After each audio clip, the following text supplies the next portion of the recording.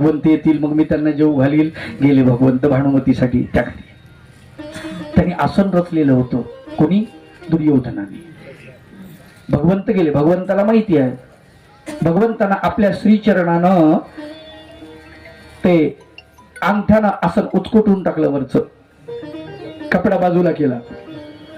खाली खोल खड्डा होता, त्याच्यामध्ये उभे शस्त्र ठेवले होते. असे भगवंत त्याच्यावर बसले की डायरेक्ट खड्ड्यात पडावे आणि भगवंताच्या अंगामध्ये सगळे शस्त्र घुसावेत. अरे ज्याचा सगळ्या गोष्टीचा पत्ता ज्या माणसाला आहे, सगळं बारीक सारीक बारीक सारीक सगळं त्याला कळतं, ही गोष्ट त्याला माहित नाही का? भगवंतानी भानुमतीला बोलवलं. भानुमती इकडे ये. भानुमती आली. काय म्हणता देवा? बघ तुझ्या नवऱ्याची कर्तृत्व पाय. तुझ्या पती मला मारायला लागला, तिथं बांधायला लागला होता, इथे मारण्यासाठी मला बोलवले. कसं तुझ्या घरी येऊ सांग. भानुमतीला एवढा राग आला, एवढा राग आला. भानुमती म्हणते, मला जर माझ्या पतिव्रता धर्मानं जर परवानगी दिली ना, आत्ताच्या आत्ता याचं मुंडकं उडवून टाकते मी. आत्ताच्या आत्ता. कृष्ण भगवंताला, अरे काय पागल आहे म्हणे तू. अजून एक गुप्त गोष्ट सांगतो तुम्हाला, कदाचित माहित नसेल. भानुमती आणि दुर्योधन यांचं दररोज युद्ध व्हायचं. दररोज कुस्ती. ऐकले का गोष्ट तुम्ही? नाही. हा, दररोज व्हायची. आणि साधी सुधी कुस्ती नव्हती. दररोज भानुमती त्याला आदर उचलायची, अशी दानदिशी आपटायची. कंबर मेलो, नंतर संसार. दररोज एवढी ताकद होती तिच्यामध्ये. पण ती म्हणते, मला माझा पतिव्रता धर्म, माझा हिंदू धर्म मला परवानगी देत नाही याला मारायची. नाही, त्याला मारलंच, त्याचं मुंडकं उडवलं असतं.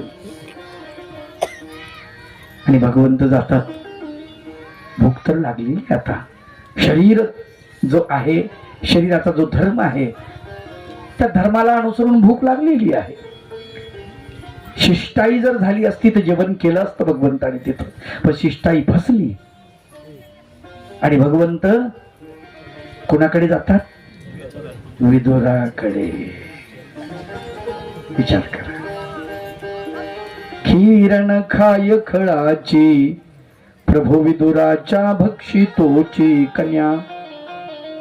आवडतीच्या झुपाऱ्या, रोट्या बरड्या, नव्या जुन्याची कन्या. आवाज दिला, काका काका. विदुर काका चालले होते घराकडे. परवा दिवशीच मी सांगितलं की विदुर काका सारखा माणूस नाही. या देशाचा प्रधानमंत्री आहे आणि अंगावरती फाटकं वस्त्र आहे. त्याच्या फाटकं वस्त्र अंगावरती. बघितलं कोण? भगवंत कृष्णा. अरे दुर्योधनाकडे जेवायला होतं, नाही मला तुमच्याकडे जेवायला यायचंय. अरे माझ्याकडे. मनात तर वाटलं भगवंत आपल्याकडे जेवायला आले पाहिजे, पण कशी येतील? आपण दरिद्री आहोत, गरीब आहोत. आणि देवाची उठाठेव कशी करायची? आपण देवाची व्यवस्था नाही करू शकत आपण. आता देवाला काहीतरी आणलं पाहिजे म्हणून ते म्हणतात, काकी घरी आहे, तू जा. कृष्णा मी येतो, बाजारामधून येतो, काहीतरी आणतो. नाही चला तसंच चला घरी. नाही येतो मी 2च मिनिटात, तू घरी तो. भगवंत घरी गेले विदुराच्या. विदुराणीने स्नान केलेलं होतं, केस मोकळे सुटलेले होते. स्नानगृहातून बाहेर आलेली, अंगावरती असं लुगडं टाकलेलं उलट, ओले केस. देवाला पाहिलं, एवढा आनंद झाला. कृष्णा किती दिवसांनी आल्यास, तुला काय बसायला टाकू? तुटकी बाज, फटकी वाकळ. त्याच्यावरती भगवंताला बसवून भगवंताच्या चरणावरती मस्तक ठेवलं. इतका आनंद झाला, इतका आनंद झाला, इतका आनंद झाला. केळं कोणीतरी आणून दिले होते विदुराला, आणि ते केळं ती घेऊन बसली समोर, केळाची टोपली. एक एक केळ सोलते आहे, केळं आपण खाते, साली भगवंताला देते. भगवंताला विचारते, रुक्मिणी कशी आहे, बरी आहे ना? सत्यभामा चिडचिड करते की आता बरी आहे. आणि बारीक झाला रे, किती दिवस झाले द्वारकेत गेला नाही तू. कृष्णा आराम करत जाणार आहे बाबा, किती झटतो पांडवांसाठी, भक्तासाठी. अशी गप्पा मारते, केळं सोलते, केळं आपण खाते, साली भगवंताला देते. भगवंत साली खातात, आदाशासारखे खातात, तुटून पडतात सालीवर. भगवंत तुटून पडलेले आहेत. सोबत उद्धव देव आहेत. उद्धव देवानं कपाळावर हात मारला, याची सुकुमार आरोगणा. अरे याला चपाती वाढल्या जाते, फुलके ते सुद्धा काठ काढून वाढल्या जाते, मधली चपाती वाढल्या जाते याला, आणि साली याच्या पोटात टोचतील, खुशाल खातो. किती दिवसाचा उपाशी आहे कळत नाही. साली खाऊन पोट भरलं. विदुर काका आले तिकडून, अगं काय करतेस? पटकन डोक्यावर पदर घेतला. मायबाई तुम्ही आलात होय. अगं काय करतेस तू? कृष्णाला साली देतेस तू, केळं खातेस. इतकी वेडी नाही हो, मला असं वेडी समजता का तुम्ही? अगं हो, तुझं तोंड गोड आहे की तुरट आहे? गोड आहे. मग सालीनं गोड असतं की तू केळानं गोड असतं? माय बाई मी केळं खाल्ले आणि कृष्णाला साली दिल्या. पुन्हा केळ सोडलं. भगवंताला केळ द्यायला लागते. काकी अब ओ मजा नाही रहा, ती मजा होती ना ती गेली. आता पोट भरलं, आता नाही. बेभान होऊन तू खाऊ घालत होती ना काकी, त्या सालीमध्ये जी मजा होती, जो आनंद होता, तो एक केळामध्ये नाही. लक्षात घे. कन्या टाकल्यात शिजायला, त्यात पाणी जास्त टाकलं का? अभ्यागतानं जर घरच्या पाहुण्याला म्हणलं की तुम्ही जेवायला बसा, तर पुरल्या पाहिजे ना. पात्र टाकले तिघांना. तरी विदुर काका म्हणतात नाही दोघांचं, काका तुम्ही पण बसा.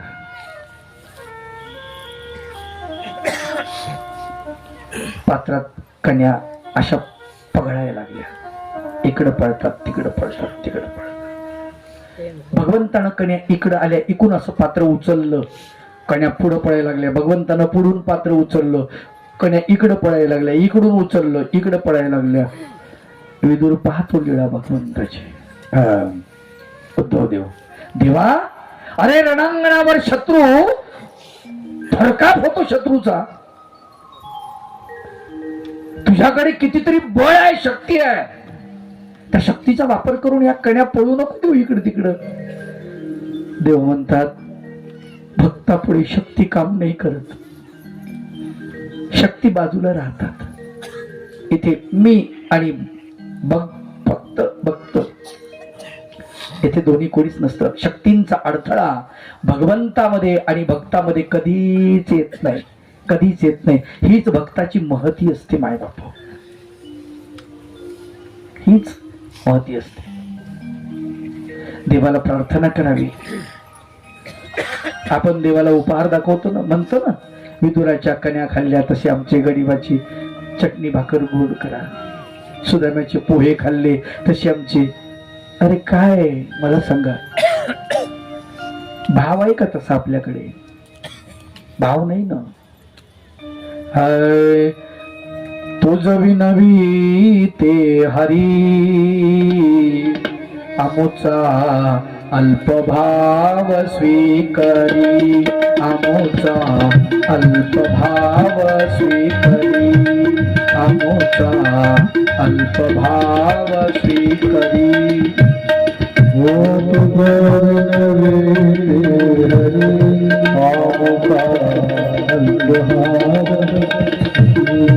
आमोचा अल्पभाव स्वीकरी, आमोचा अल्पभाव स्वीकरी. तुझ विनवी ते हरी, तुझ विनवी ते हरी, आमोचा अल्पभाव स्वीकरी आमोचा अल्पभाव स्वीकरी आमोचा अल्पभाव स्वीकरी आमोचा अल्पभाव स्वीकरी आमोचा अल्पभाव स्वीकरी आमोचा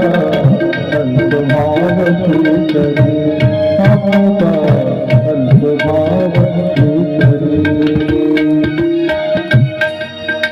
भावन अमोचा विदुरा समतो भावन अमोचा विदुरा समतो तरी स्वीकारा ऐसे म्हणतो तरी स्वीकारा ऐसे म्हणतो तरी स्वीकारा ऐसे म्हणतो तरी स्वीकारा ऐसे म्हणतो तुझ विनवीते हरी तुझ विनवीते हरी आमोचा अल्पभाव स्वीकरी आमोचा अल्पभाव स्वीकरी तुझ विनवीते हरी तुझ विनवीते हरी आमोचा अल्पभाव स्वीकरी आमोचा अल्पभाव स्वीकरी आमोचा अल्पभाव स्वीकरी. भाव सगळ्यात महत्वाचा आहे. विदुराचा भाव स्वीकार केला भगवंताने, त्याच्या कण्या स्वीकार केल्या. खीरण खाय खळाची प्रभू विदुराच्या भक्षितोची कन्या आवडतीच्या सुपाऱ्या रोट्या बरड्या नव्या जुन्याची कन्या. श्रीमंताच्या घरी भगवंत भोजन करत नाही, पण याच्या घरी करतात, कारण भाव सगळ्यात महत्वाचा. शिष्टाई फसली, भगवंत आले, युद्धाची तयारी झाली. दोन्ही सैन्य कुरुक्षेत्रावर एकत्रित झाले. युद्ध सुरू झालं. 18 दिवस युद्ध सुरू झालं. भगवंत श्रीमद भगवद्गीतेचं निरूपण अर्जुनाला पुढे करून करतात. अर्जुनाला मोह उत्पन्न झाला. देवा भगवंता, ही सगळी माझी नातेवाईक मंडळी, गुरुण हत्वा हि महान भावान. श्रीमद भगवद्गीता सुरू झाली. श्रेयो भोक्तुम वेक्षमप्यह लोके हत्वार्थ कामांस्तु गुरोणी हैव भुंजीय भोगान रुद्र प्रदिग्धान. हे भगवंता, त्यांच्या रक्तानं माखलेलं राज्य मी का उपभोगू? त्यापेक्षा वनामध्ये जाईन, भिक्षा मागीन आणि उदरनिर्वाह करीन, तिथे मरेन, पण नाही, नको प्रभू. हे तात्पुरतं होतं, भगवंताला माहित होतं. भगवंतानं त्याचं मनोबल वाढवलं, त्याचा माइंड फ्रेश केला भगवंताने, ब्रेन वॉश केला. असं नाही म्हटलं युद्ध करावंच लागेल. युद्ध तू आणलेलं नाही समोर, युद्ध आलेलं आहे समोर. प्रयत्न केला ना मी, युद्ध टाळण्याचा प्रयत्न केला नाही असं नाही, केला. सामंजस्यानं सगळं सोडवण्याचा प्रयत्न केला, पण पुढचे नाही सोडवू देत सामंजस्याने. आणि अखेर युद्ध सुरू झालं. 18 दिवस रणांगणावरती भगवंतानं श्रीमद भगवद्गीता निरूपण केलेली आहे. गीतेचा जन्म झाला आणि एक वेगळं तत्वज्ञान भारतवर्षाला मिळालेलं आहे. गीता तत्वज्ञान. गीता तत्वज्ञान एक वेगळाच विषय आहे, वेगळाच विषय आहे. तिकडे जर निरूपण करायला आपण गेलो तर आपल्याला वेळ पुरणार नाही. 7ही दिवस पुरत नाहीत, 18ही दिवस पुरत नाहीत. एका श्लोकावरती 2-2, 3-3 तास प्रवचन होतात त्याची. एक श्लोक म्हणजे एक प्रवचन आहे.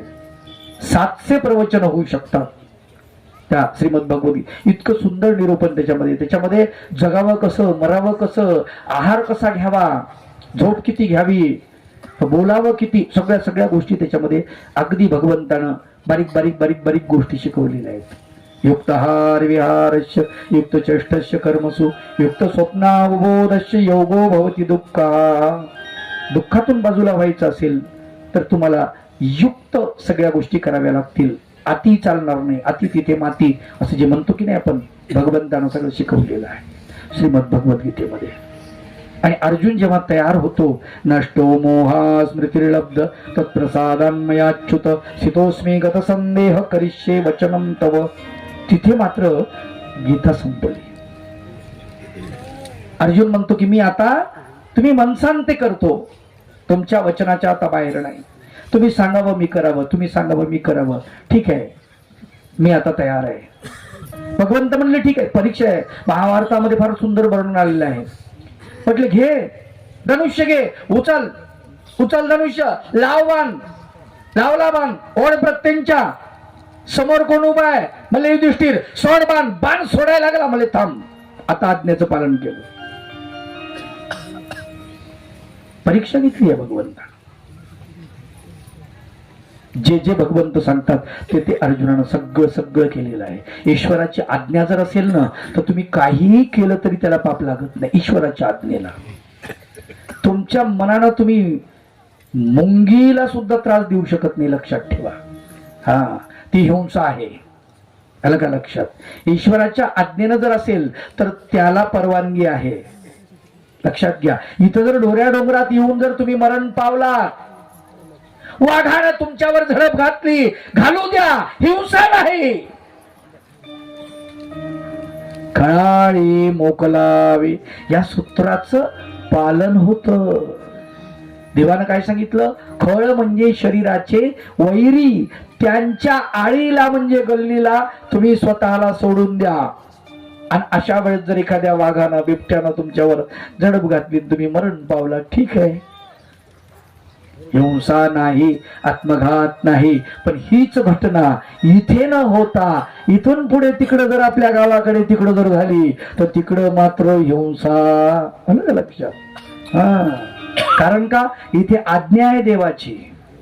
पण परमेश्वराची आज्ञा असेल तर त्या आज्ञेमध्ये हिंसा होत नाही. अर्जुनाला हिंसा लागली नाही, त्याचं पाप लागलेलं नाही. युद्ध संपलं, घनघोर युद्ध झालं. लक्षात ठेवा, तुम्हाला कल्पना नसेल कदाचित, 40 लाख लोक मरण पावले महाभारताच्या युद्धामध्ये. एक नाही, दोन नाही, 40 लाख. केवढी मनुष्यहानी झालेली आहे. वित्तहानी किती झालेली असेल, संपत्ती किती नाश झाली असेल, कितीतरी महावीर विचारवंत कितीतरी संपले असतील याच्यामध्ये. कशामुळे झालं माहितीये? भागवत तुम्ही ऐकलं ना, एका द्रौपदीची इज्जत पणाला लागली, एका द्रौपदीची,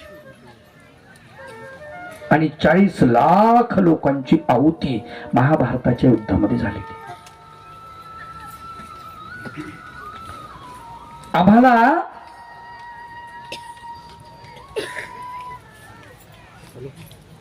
आज कितीतरी द्रौपदी भगवंताचा धावा करतायत. गर्भामध्ये द्रौपदी आहे, ती आवाज देते आहे, देवा भगवंता, इथे दुर्योधन नाही, दुशासन नाही, इथे माझे माता पिताच दुर्योधन झालेत, मला तिथेच मारतायत. परब्रह्म परमेश्वर भगवान गोपाल कृष्ण, मला सांगा, गर्भामध्ये असणाऱ्या त्या बालिकेला मारणाऱ्या माता पित्याला दुर्योधन दुशासन कंस नाही म्हणायचं तर काय म्हणायचं, शिशुपाळ नाही म्हणायचं तर काय म्हणायचं. मी कीर्तना प्रवचनात सांगत असतो, माझा नंबर घ्या, 940 540 0406. हा माझा नंबर आहे, व्हॉट्सअप नंबर. तुम्हाला बालिका पाहिजे नसेल, मुलगी पाहिजे नसेल तर तिच्या बाळणपणाच्या म्हणजे तिच्या जन्माच्या खर्चापासून मी देतो, माझ्याकडे आणून सोडा. आश्रमामध्ये राहील, एखादी साध्वी बनेल, एखादी मीरा बनेल, एखादी बाईसा बनेल, अबाईसा बनेल, उमाईसा बनेल, महादाईसा बनेल, सुंदर बोलाईसा बनेल, कुमारी रेमाईसा बनेल, लोखाईसा बाभळगावकर बनेल. तिच्यामध्ये कोण असेल माहित नाही. का मारताय तिला? मारू नका, लक्षात ठेवा. देवाला हे मान्य नाही, खूप मोठी हिंसा आहे. आणि म्हणून भगवान गोपाल कृष्णाने 40 लाख लोकांना याचा दंड भोगावा लागला, शिक्षा भोगावी लागली. एका द्रौपदीची इज्जत पणाला लागली तर महाभारताचं युद्ध संपलं. कित्येक लोक मरण पावलेले आहेत. भगवान गोपाल कृष्ण सगळ्यांच्या उत्तर क्रिया करायला सांगतात. युधिष्ठिराला भीष्म शरपंजरी पडलेले आहेत. शरपंजरी पडलेल्या भीष्माकडे अर्जुन भेटीला जातात. युधिष्ठिर भगवंत भेटीला जातात. युधिष्ठिराला भीष्म विचारतात, युधिष्ठिरा, आता तर कोणा द्रौपदीची इज्जत पणाला नाही लागणार ना रे. आता तर एखाद्या कुंती मातेचा पुत्र गंगेमध्ये सोडला जाणार नाही ना रे. आता तर धर्माची स्थापना झालेली असेल ना.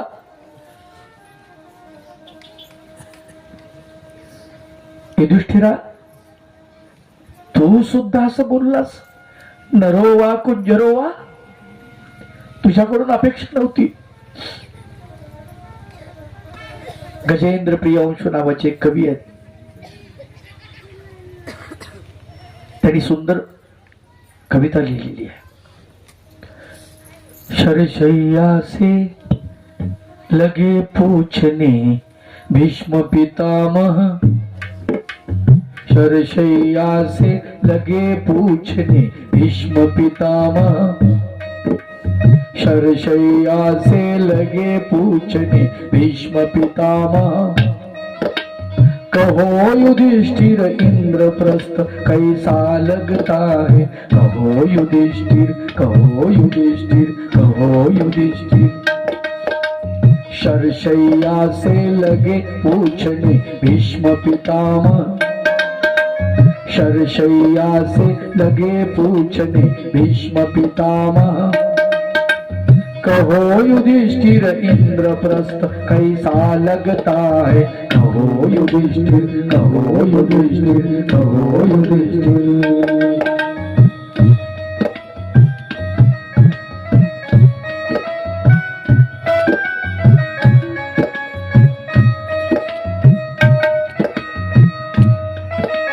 सोना सोना लगता है उपवन,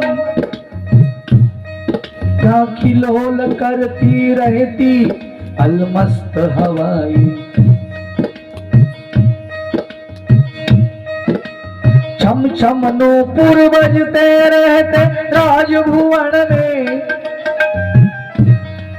क्या विलाप करती रहती राजमहल की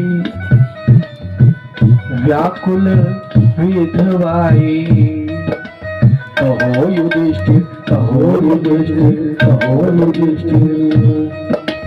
कौरव कुल की लाल रक्त से, कौरव कुल की लाल रक्त से धुला हुआ यह राजवस्त्र कैसा लगता है, कहो युधिष्ठिर, कहो युधिष्ठिर, कहो युधिष्ठिर. शरशय्या से लगे पूछने, शरशय्या से लगे पूछने, शरशय्या से लगे पूछने भीष्म पितामह, कहो युधिष्ठिर इंद्रप्रस्थ कैसा लगता है, कहो युधिष्ठिर, कहो युधिष्ठिर, कहो युधिष्ठिर.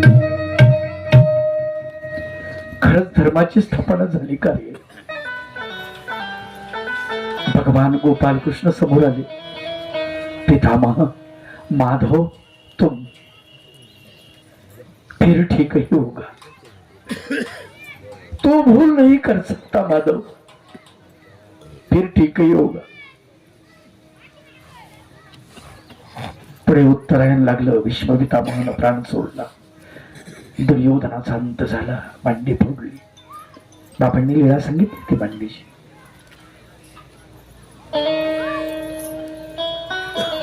अश्वत्थाम्यानं ब्रह्मास्त्र सोडलं. ते ब्रह्मास्त्र उत्तरेच्या गर्भावरती सुरुवातीच्या दिवशीच मी कथा सांगितली. गर्भामध्ये असलेला परीक्षिती तिथेच मरण पावला होता आणि तिथे भगवंतानं प्रतिज्ञा केली. भगवंतानं सांगितलं, मी जर समजा युद्धातून कधीच पळ काढला नसेल, अजन्म ब्रह्मचर्याचं पालन केलं असेल आणि कधीच मी माझ्या तोंडातून असत्य बोललो नसेल, तर उत्तरेच्या पोटातला गर्भ जिवंत होईल. आणि गर्भ जिवंत झाला.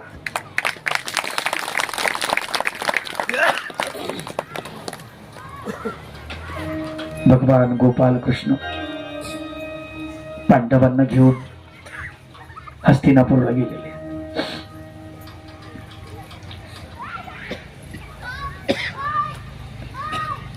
कौरव पांडवांचे युद्ध तर संपलं, याच्यामध्ये पण कौरव गेलेले आहेत. पांडवांची 5ही मुलं गेलेली आहेत. अभिमन्यू गेला, घटोत्कच गेला, बर्बरीक गेला, द्रौपदीचे जे 5 पुत्र होते तेही गेले. एकटा परीक्षिती, तो सुद्धा भगवत कृपेने गर्भामधून वाचवलेला आहे. युद्ध म्हणजे चांगलं नसतंच मुळामध्ये.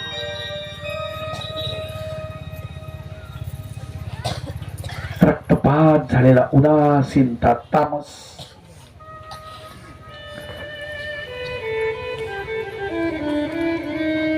धृतराष्ट्राला प्रचंड राग आलेला भीमाचा. भगवंतानं भीमाचा लोहाचा पुतळा पुढे केला. भीम कुठे, माझा पुत्र भीम कुठे आहे, युधिष्ठिर धृतराष्ट्र म्हणतो. पुतळा पुढे केला. धृतराष्ट्राने पुतळ्याला पकडलं.